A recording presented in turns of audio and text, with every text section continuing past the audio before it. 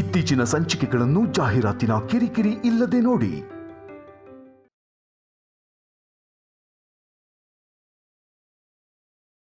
ಅಂದ್ರೆ ಏನಂಟಿ ನೀವ್ ಹೇಳೋದು? ನಾವ್ ಆ ಕಿರೀಟನ ಕದ್ದಿದೀವಿ ಅಂತಿದ್ದೀರಾ? ಕದ್ದಿದ್ದೀರೋ ಮಾಯ ಮಾಡಿದ್ದೀರೋ ನೀವೇ ಹೇಳ್ಬೇಕು.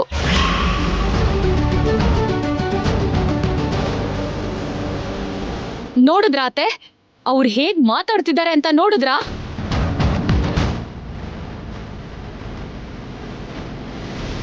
ಕಪ್ ಚುಕ್ಕಿನೇ ಇಲ್ದಿರೋ ನಮ್ ಕುಟುಂಬಕ್ಕೆ ಕಳ್ತನದ ಪಟ್ಟಿ ಕಟ್ತಿದ್ದಾರೆ ಅತ್ತೆ ಇವರು.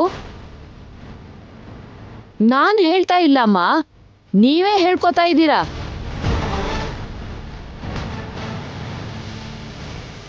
ದಯವಿಟ್ಟು ಹೀಗೆಲ್ಲ ಮಾತಾಡಬೇಡಿ ಆಂಟಿ, ಎಲ್ಲೋ ಏನೋ ಎಡವಟ್ಟಾಗಿರುತ್ತೆ. ಆ ಎಡವಟ್ಟು ಎಲ್ಲಾಗಿದೆ ಅಂತ ನನಗೆ ಗೊತ್ತು.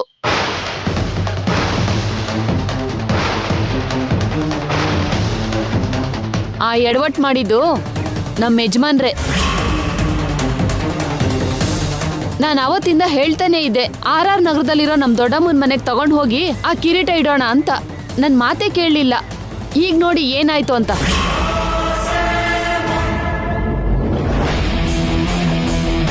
ನನ್ನ ಫ್ರೆಂಡ್ ದೊಡ್ಡ ಮನುಷ್ಯ ಮಹಾನುಭಾವ ಅಂತ ಹೇಳಿ ಅದನ್ನ ತಂದು ಈ ಮನೇಲಿ ಇಟ್ಟಿದ್ದಾರೆ.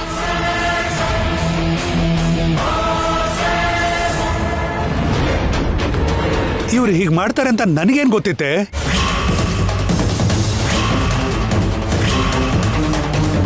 ಅಂದ್ರೆ ಏನೋ ನಿನ್ನ ಉದ್ದೇಶ? ಆ ಕಿರೀಟನ ನಾವು ತಗೊಂಡ್ವಿ ಅಂತ ಹೇಳ್ತಿದ್ಯಾ? ನಾನು ಹೇಳಿಲ್ವೋ? ಕಣ್ಮುಂದೆ ಕಾಣ್ತಿದ್ಯಲ್ಲ. ಅಂದ್ರೆ ನನ್ ಮೇಲೆ ಅನುಮಾನ ಪಡ್ತಾ ಇದೀಯ ನೀನು? ಅನುಮಾನ ಪಡ್ದೆ ನೀನ್ ಮಾಡಿದಕ್ಕೆ ಸನ್ಮಾನ ಮಾಡುವಂತ್ಯ?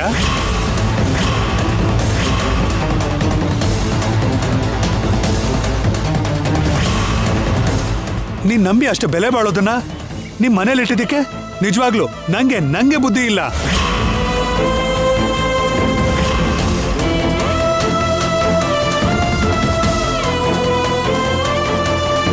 ಎಷ್ಟಕ್ಕೂ ನಿನ್ನಂತ ಬುದ್ಧಿ ಇಲ್ದಿರೋನ್ನ ಸಾಕು.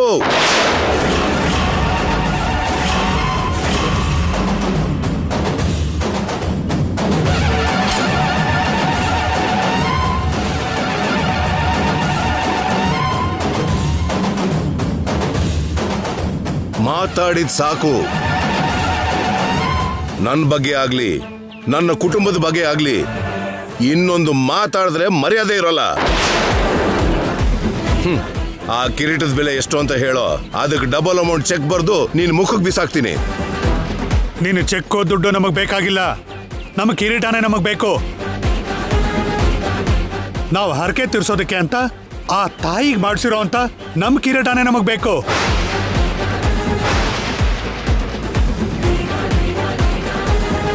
ನಿಮಗೆ ಕರೆಕ್ಟಾಗಿ 1 ಗಂಟೆ ಟೈಮ್ ಕೊಡ್ತೀನಿ. ಅಷ್ಟರೊಳಗೆ ಆ ಕಿರೀಟ ತಂದು ನಾನಿರೋ ಹೋಟ್ಲ್ ರೂಮ್ಗೆ ತಂದ್ಕೊಡಿ. ಇಲ್ದೆ ಹೋದ್ರೆ ನೆಕ್ಸ್ಟ್ ಮಿನಿಟ್ ಪೊಲೀಸ್ ಸ್ಟೇಷನ್ಗೆ ಹೋಗ್ತೀನಿ, ನಿಮ್ಮ ಮೇಲೆ ಕೇಸ್ ಹಾಕ್ತೀನಿ.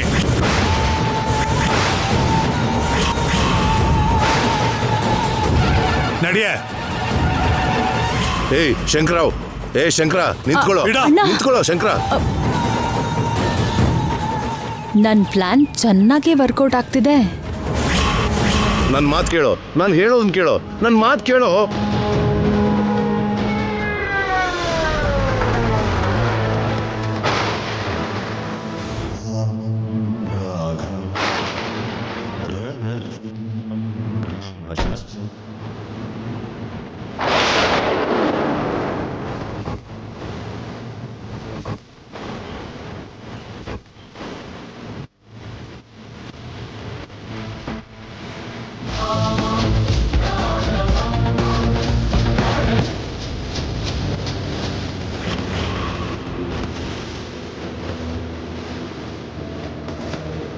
ಇದೇನು ಈ ಕಿರೀಟ ಶ್ಯಾಮನ್ ಹತ್ರ ಹೇಗ್ ಬಂತು?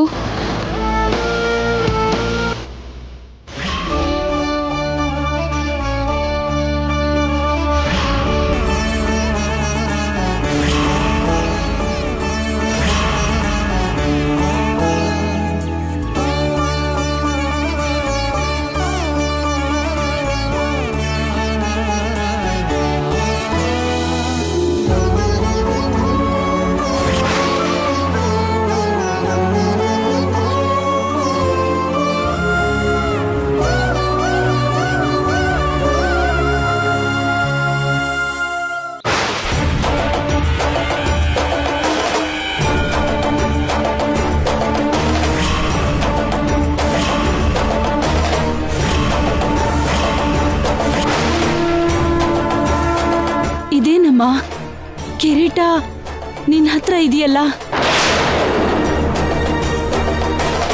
ನಿನ್ನೆ ಬೀರುನಲ್ಲೇ ಇಟ್ಟಿದ್ಯಲ್ಲ. ಬೆಳಗ್ಗೆ ಆ ಬೀರು ಕೀಸ್ನ ನನಗೆ ಕೊಟ್ಟು ಹೋದ್ಯಲ್ಲ. ಅಂಥದ್ರಲ್ಲಿ ಕಿರೀಟ ನಿನ್ನ ಹತ್ರ ಹೇಗೆ ಬಂತು? ಅಂದ್ರೆ ಅತ್ತೆ ಅದು ಅದು ಇದು ಅಂತ ತೊದಲ್ತಿದ್ಯಲ್ಲ ಶ್ಯಾಮ. ಈ ಕಿರೀಟದ ಬಗ್ಗೆ ಇಲ್ಲಿ ತನಕ ಎಷ್ಟು ಗಲಾಟೆ ಆಯ್ತು ಗೊತ್ತಾ?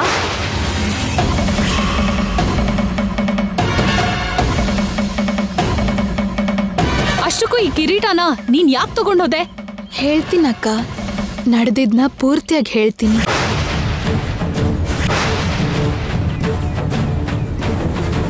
ಅತ್ತೆ, ಈ ಕಿರೀಟದಲ್ಲಿ ಒಂದು ಹರಳು ಬಿದ್ದಿದ್ನ ನಿನ್ನೆ ಸಂಜೆ ನೋಡಿದೆ ನಾನು.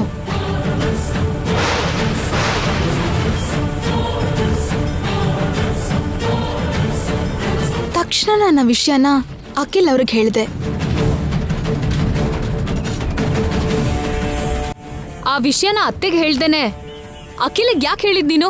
ಅಂದ್ರೆ ಅಮ್ಮನವ್ರಿಗೆ ಸಮರ್ಪಣೆ ಮಾಡೋ ಕಿರೀಟದಲ್ಲಿ ಹರಳು ಉದ್ರಿದೆ ಅನ್ನೋ ವಿಷಯ ಅತ್ತೆಗೆ ಹೇಳಿದ್ರೆ ಬೇಜಾರಾಗ್ತಾರಲ್ಲ ಅಂತ ನಾನು ಹೇಳಿಲ್ಲ.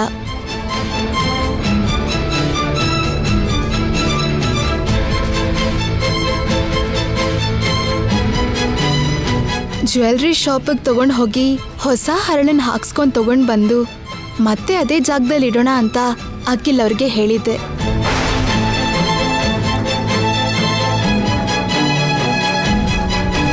ಆ್ಯಕ್ಚುಲಿ ಅವನು ನಮಗೆ ನೆನ್ನೆ ರಾತ್ರಿನೇ ಕಿರೀಟ ಕೊಡ್ತೀನಿ ಅಂದಿದ್ದ. ಆದರೆ ಆಗಿರಲಿಲ್ಲ. ಬೆಳಗ್ಗೆ ಕೊಡ್ತೀನಿ ಅಂತ ರಾತ್ರಿ ಫೋನ್ ಮಾಡಿದ್ದ.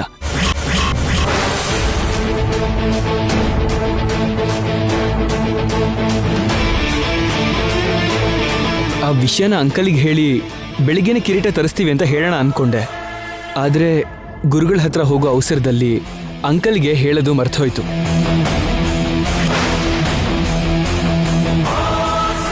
ಗುರುಗಳ ಹತ್ರ ಹೋಗುವಾಗ ದಾರಿಲಿ ಈ ವಿಷಯ ನೆನಪಾಯ್ತು. ಅದಕ್ಕೆ ಶಾಪಿಗೆ ಹೋಗಿ ತಗೊಂಡು ಬಂದ್ವಿ. ಶ್ಯಾಮ, ಆ ಕಿರೀಟ ಕೊಡು. ತಗೊಳ್ಳಿ ನಿಮ್ ಕಿರೀಟ. Thank you Shyama. Thank you Akhil. Thank you very much.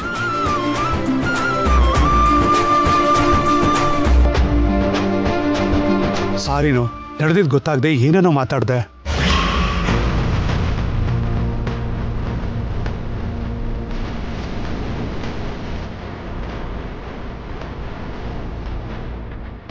ಜೊತೆಗೆ ನನ್ನ ಹೆಂಡತಿ ಬಾಯಿಗೆ ಬಂದ ಹಾಗೆ ಮಾತಾಡಿದ್ಲು. ಸಾರಿನೋ, ಎಕ್ಸ್ಟ್ರೀಮ್ಲಿ ಸಾರಿ. ಕಿರೀಟ ಕಾಣ್ತಿಲ್ಲ ಅನ್ನೋ ನೋವಿಗೆ ಹಿಂದೆ ಮುಂದೆ ಯೋಚನೆ ಮಾಡದೆ ನಿಮಗೆ ಅವಮಾನ ಮಾಡಿದ್ವಿ.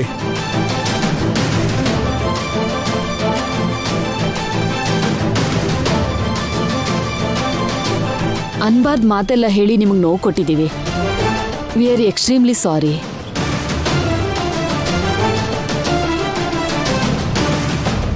ಪರವಾಗಿಲ್ಲ ಬಿಡಮ್ಮ. ಹಾ, ಟೈಮ್ ಆಯ್ತು ಅನ್ಸುತ್ತೆ. ನೀವಿನ್ ಹೊರಡಿ. ಆಯ್ತು ಕಣೋ, ಬರ್ತೀನಿ. ಬೇಡ,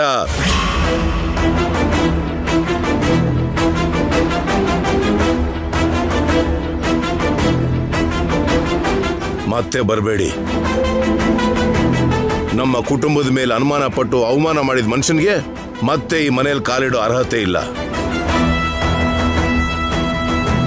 ನೀವಿನ್ ಹೊರಡಿ.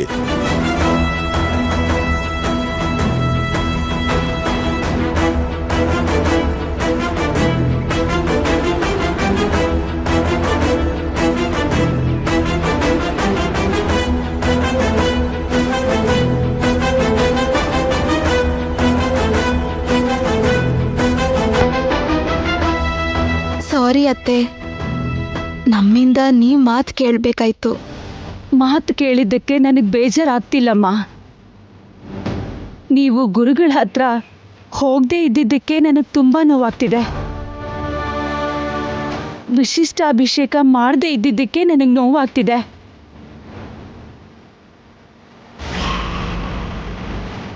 ಅಂದ್ರೆ ಅತ್ತೆ, ಬೇಡಮ್ಮ, ಈಗ ನೀನೇನು ಹೇಳಬೇಡ.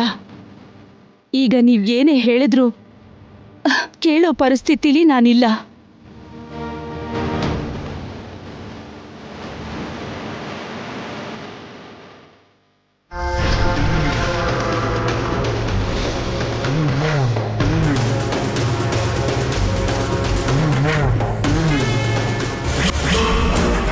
ಆ ಕಿರೀಟ ಶ್ಯಾಮನ್ ಹತ್ರ ಹೇಗ್ ಬಂತು? ಅಂದ್ರೆ ಇವರು ರಮಣಯ್ಯನ್ನ ಹಿಡ್ದಿರ್ತಾರ?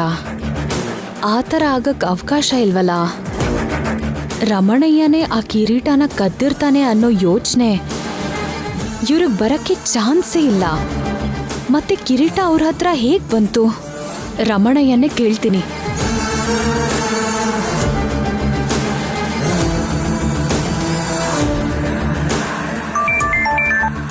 ಹಲೋ ಐಶ್ವರ್ಯಮ್ಮ. ರಮಣಯ್ಯ, ಕಿರೀಟ ಅವ್ರ ಹತ್ರ ಹೇಗ್ ಬಂತು? ಏನು ಹೇಳು ಅಂತೀರಮ್ಮ? ಅವ್ರು ನನಗೆ ದೊಡ್ಡ ಮೋಸ ಮಾಡಿಬಿಟ್ರಮ್ಮ. ಮೋಸ ಮಾಡಿದ್ರಾ? ಹೌದಮ್ಮ, ನನಗೆ ಲಾಟ್ರಿ ಹೊಡೆದೈತೆ ಅಂತ ಸುಳ್ಳು ಹೇಳಿದ್ರಮ್ಮ. ನಿಮ್ಗೆ ಲಾಟ್ರಿಯಲ್ಲಿ 2 ಲಕ್ಷ ಬಹುಮಾನ ಬಂದಿದೆ. ಯಾವ ಕಿರೀಟ ಸರ್? ಹೇಳ್ತೀಯಾ ಇಲ್ವಾ?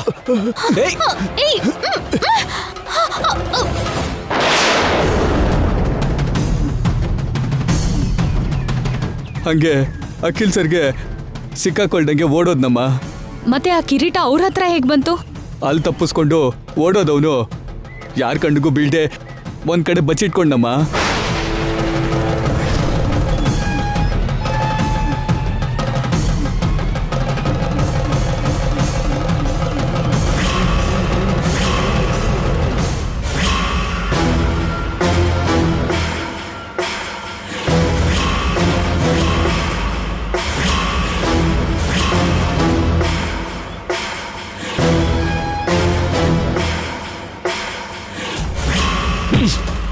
ಏನೋ ಇಲ್ಲ ಉಸ್ಕೊಂಡಿದ್ಯಾ? ಎದ್ದಳು.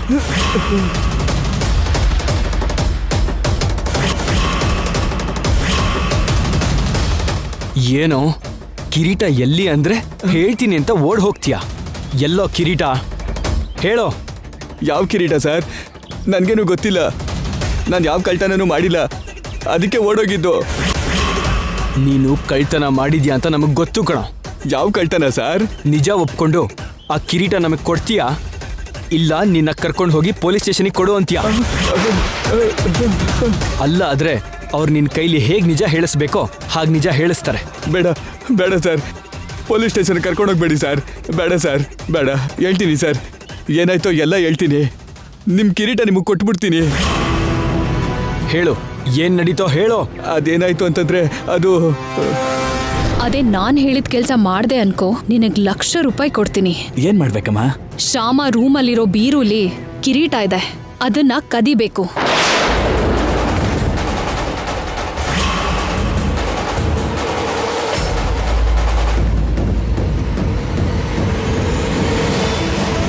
ಐಶ್ವರ್ಯ ಅಕ್ಕನ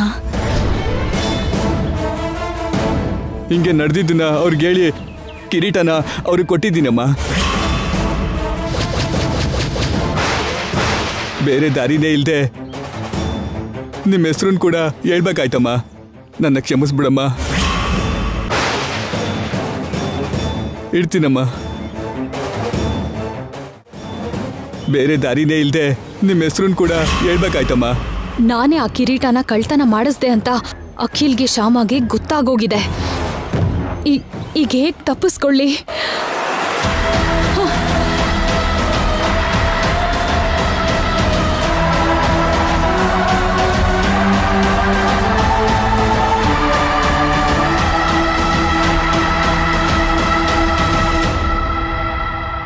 ಬೇಡ ಶ್ಯಾಮ, ನನ್ನ ತಡಿಬೇಡ.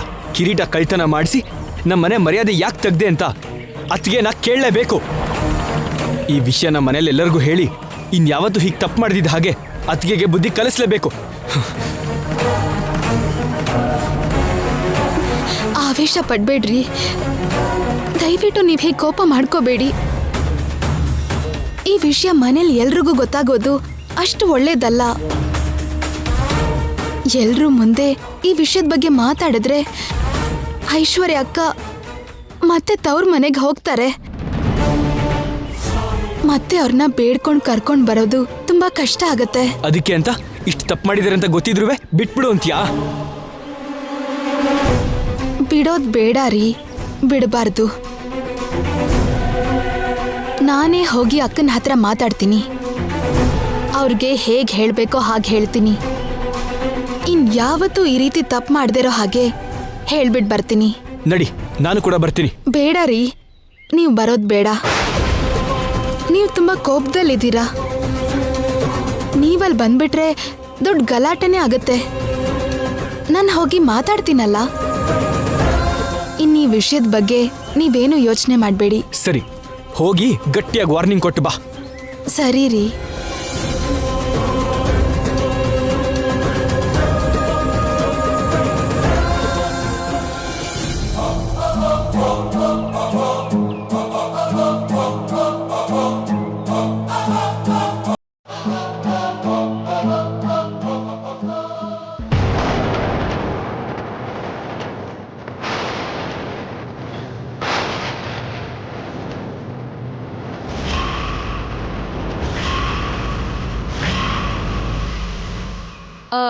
ಶ್ಯಾಮ, ಏನ್ ಇವಾಗ ಬರ್ತಿದ್ಯಾ?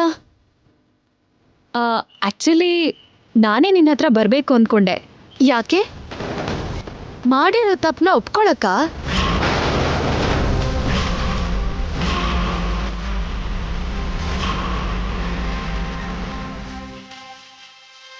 ತಪ್ಪೊಪ್ಕೊಳ್ಳೋದೇನು? ಸಮಯಕ್ಕೆ ಕಿರೀಟನ ತಂದು ಮಾವನ್ ಮರ್ಯಾದೆ ಉಳಿಸಿದ್ಯಲ್ಲ ಅಂತ ನಿನ್ಗೆ ವಿಶ್ ಮಾಡೋಣ ಅಂತ ನಿನ್ ಹತ್ರ ಬರೋಣ ಅನ್ಕೊಂಡೆ. ನಮ್ ಕುಟುಂಬಕ್ಕೆ ಮಾಡಬೇಕಾದ ಅವಮಾನ ಮಾಡಿ ನನ್ನ ಅಭಿನಂದಿಸೋಕೆ ಬರ್ಬೇಕು ಅನ್ಕೊಂಡ್ರಾ?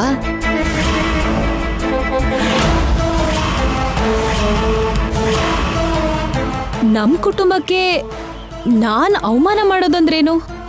ಅವಮಾನ ಅಷ್ಟೇ ಅಲ್ಲ, ನೀವು ನಮ್ ಕುಟುಂಬಕ್ಕೆ ದ್ರೋಹ ಕೂಡ ಮಾಡಿದ್ದೀರಾ.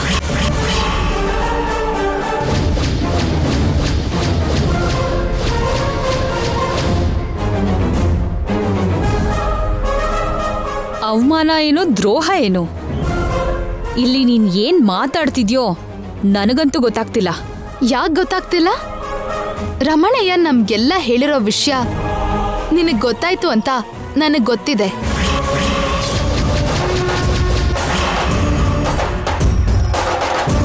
ಏನ್ ರಮಣಯ್ಯ ಏನ್ ಹೇಳ್ದ? ಆ ಕಿರೀಟನ ನೀನೇ ಕಳ್ತನ ಮಾಡಿಸ್ದೆ ಅನ್ನೋದು ರಮಣಯ್ಯ ನಮಗ್ ಹೇಳಿದ್ದಾನೆ.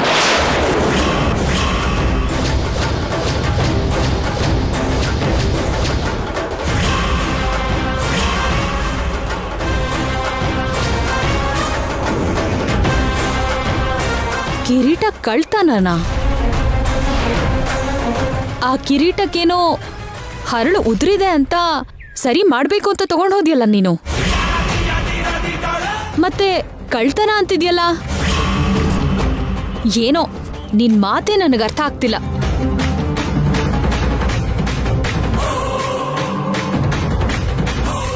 ಅಷ್ಟೇನ್ ನಟಿಸ್ಬೇಡ ಅಕ್ಕ.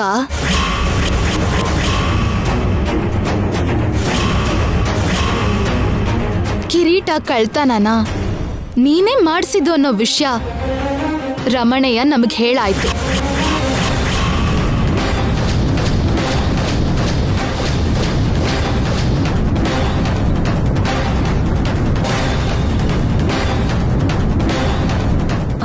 ಅವನ್ ಹೇಳಿದ್ರೆ ನಂಬಿಡ್ತೀಯಾ? ನಿನಗಿಂತ ದೊಡ್ಡವಳು ಅನ್ನೋ ಗೌರವನೂ ಕೂಡ ಇಲ್ದೆ ನನ್ನ ಕಳ್ಳಿ ಅಂತೀಯಾ? ಆ ಕಿರೀಟನ ನೋಡಿ ರಮಣಯ್ಯಂಗೆ ಕಣ್ ಕುಕ್ಕಿತೇನೋ, ಅದಕ್ಕೆ ಕಳ್ತನ ಮಾಡಿರ್ತಾನೆ. ಸಿಕ್ಬಿದ್ದಿದ್ದಕ್ಕೆ ತಪ್ಪಿಸ್ಕೊಳ್ಳೋಕೋಸ್ಕರ ನನ್ನ ಹೆಸರೇ ಹೇಳಿರ್ತಾನೆ. ನೀನ್ ಹಾಗೆ ಹೇಳಿದ್ರೆ ನಂಬ್ತೀನಿ ಅನ್ಕೊಂಡ್ಯಾ?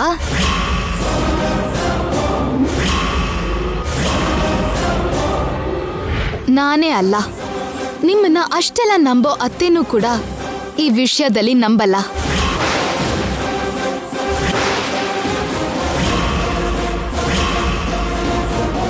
ಯಾಕೆ ನಂಬಲ್ಲ? ಅತ್ತೆ ನನ್ ಮಾತು ನಂಬ್ತಾರ ಅಥವಾ ಆ ರಮಣಯ್ಯ ಹೇಳೋದ್ ನಂಬ್ತಾರ? ಅಷ್ಟಕ್ಕೂ ಅತ್ತೆ ಆಗ್ಲಿ ಮಾವ ಆಗ್ಲಿ ಸಾಕ್ಷಿ ಇಲ್ದೆ ಯಾರು ಏನು ನಂಬಲ್ಲ.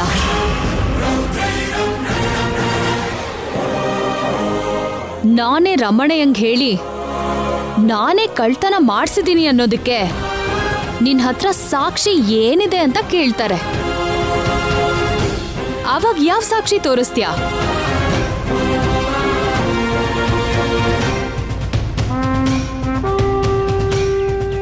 ನಿಮ್ ಮನಸ್ಸಾಕ್ಷಿನೇ ತೋರಿಸ್ತೀನಿ.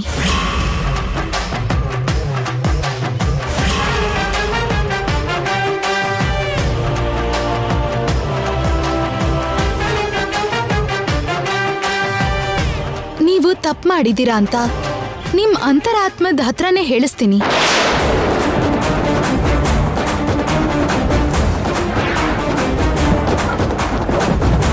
ನೀವು ಸುಳ್ಳು ಹೇಳಿ ಪ್ರಪಂಚನ ನಂಬಿಸ್ಬೋದೇ ಹೊರತು ನಿಮ್ ಅಂತರಾತ್ಮನ ನಂಬ್ಸಕ್ಕಾಗಲ್ಲ.